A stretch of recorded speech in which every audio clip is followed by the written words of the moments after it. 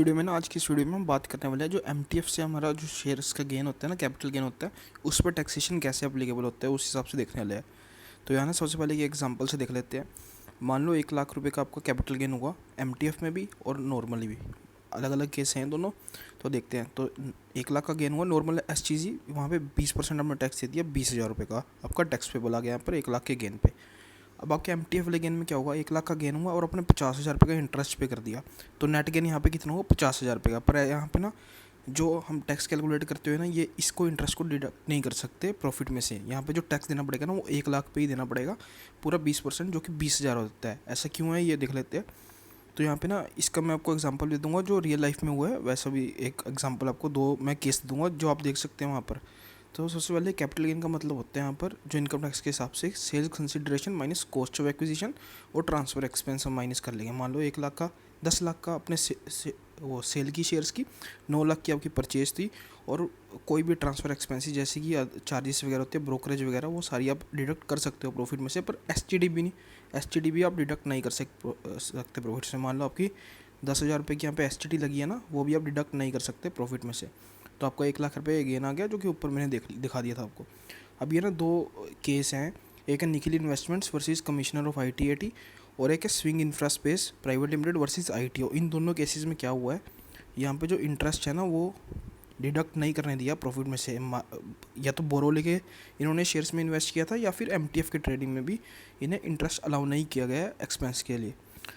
तो अब क्या ये मतलब इंटरेस्ट किसी भी तरीके से नहीं एक्सपेंस लेस क्लेम कर सकते हैं हम इंटरेस्ट या एसटीडी का। तो अगर आप इंडिविजुअल हैं या एचजीएफ और कैपिटल गेन इसे ट्रेड कर रहे हैं ना, अगर कैपिटल गेन ट्रेड कर रहे हैं शेयर की सेल्स को, तो एसटीडी और इंटरेस्ट और एमटीएफ दोनों ही आपको वो प्रॉफिट में से डिडक्टिबल नहीं कर सकते, आप डिडक्ट नहीं कर सकते, आपको टैक्स पूरे पे देना पड़ेगा, चाहे आपने इंटरेस्ट ही पे करा है। तो इसका सिर्फ एक ही तरीका है, इसे बिजनेस इनकम दिखा के आप इंटरेस्ट और वो क्या कहते हैं एसटीडी दोनों क्लेम कर सकते हैं। अगर आप शेयर की जो सेलिंग है उसे आप वो दिखा दें, बिजनेस इनकम दिखा दें, तो ही सिर्फ क्लेम कर सकते हैं। पर उसमें भी ना यहाँ पे दिक्कत आता है, या तो सारी चीज़ें सारी आपको पूरा बिजनेस इनकम दिखानी पड़ेगी या फिर कैपिटल गेन दिखाना पड़ेगा। मान लो आपने 10 लाख के शेयर बाई करे, उसमें से 5 लाख के अपने इन्वेस्टमेंट के लिए बाई करे और 5 लाख के यहाँ पर ट्रेडिंग के लिए बाई करे, तो इसको आप कैसे बाइफरकेट करोगे अगर सारी ट्रेड डिलीवरी बेस्ड है, क्योंकि एमटीएफ के ट्रेड होते हैं वो भी डिलीवरी बेस्ड ही होते हैं। तो उसमें यहाँ पे ये डिफ़िकल्टी आ जाती है। और एआईएस और टीआईएस जो इनकम टैक्स का होता है उसमें सारी चीज़ें दिखती है कैपिटल गेन के अंदर, तो वहाँ पे मिसमैच भी आ जाएगा अगर आप बिजनेस इनकम दिखाते हो। तो सबसे ये लीगल तरीका बिल्कुल बिजनेस इनकम इंडिविजुअल और एचईएफ के केस में दिखा सकते हैं, कोई दिक्कत नहीं है। पर वहाँ पे ना वो पूछेंगे, नोटिस आ सकता है, या फिर डिफेक्टिव रिटर्न भी हो सकती है ईएस टीएस के मिसमैच के कारण, या फिर आप पूछ सकते हैं। तो आपको एक्सप्लेन करना पड़ेगा कि ये शेयर थे, हर बार ऐसे एक्सप्लेन करना पड़ेगा। जो भी शेयर आपके क्लोजिंग स्टॉक में होंगे, स्टॉक इन ट्रेड में होंगे, वो सारे बिजनेस इनकम में माने जाएंगे, और जो आपके इन्वेस्टमेंट्स में होंगे वो इन्वेस्टमेंट की तरह ट्रीट करे जाएंगे। पर इसका सबसे आसान तरीका है कि आप कोई भी, अगर आपका मान लो 25,000 का कैपिटल गेन आया, तो उस पर आपके 20% अगर ऐसी चीज़ देते हैं तो 5,000 रुपये बैठता है। अगर आप एलएलपी खोल लेते हैं ना, तो एलएलपी के रजिस्ट्रेशन का खर्चा आएगा लगभग 5-10 हज़ार रुपये, और एनुअल एक्सपेंस भी लगभग 5,000 रुपये आएंगे कंप्लायंस के। तो अगर आप एलएलपी खोल लेते हैं ना, तो उसमें आपका टैक्स यहाँ पे काफ़ी बच सकता है, इंटरेस्ट भी क्लेम कर सकते हैं आप, और एसटीडी भी क्लेम कर सकते हैं, और कोई भी अदर एक्सपेंसेस है ना वो भी क्लेम कर सकते हैं जो कि ट्रेडिंग से रिलेटेड है। जैसे कि कोई भी अगर आपने लैपटॉप खरीदा है उस पर डेप्रिसिएशन है, या फिर कोई भी अदर एक्सपेंसेस, सब्सक्रिप्शन के एक्सपेंसेस है, कोई सॉफ्टवेयर का आपने सब्सक्रिप्शन लिया तो उसके एक्सपेंसेस भी है।